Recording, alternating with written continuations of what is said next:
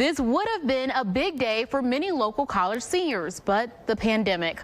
Luckily, several schools are still trying to make this day special with virtual ceremonies. Dayton 24/7 Now's Molly Reed shows us how Wright State medical students finished their journey online.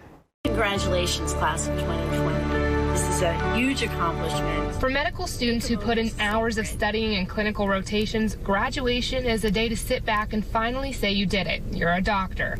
But this year for Wright State's medical students, it was different. It was a lot to be pulled off of rotations and not be able to see patients like we were expecting. Lillian White says the last few months of medical school was working mostly online from home. So I would have actually been in California for a month. I was doing a rotation that I've been a part of planning called Heart IM. It's through AMSA. Gary Leroy, a dean at the Boonshoft School of Medicine, says students were pulled from the hospitals partly for their own safety, but also for equipment. Working in the clinical setting requires them to use personal protective equipment. And that is very valuable and has been very scarce. Leroy says their experience through this pandemic, though, is something they couldn't have received during a normal school year. But it doesn't take the place of that human experience, because that's what medicine's all about. It's that doctor-patient relationship. 105 students from Wright State became doctors today through virtual graduation. But just because it was online, it doesn't mean these students aren't going somewhere next. Looking forward to starting residency. I'll be a family medicine doctor at the Cleveland Clinic. I'm looking forward to getting to start with them and getting to be a doctor and taking care of our communities,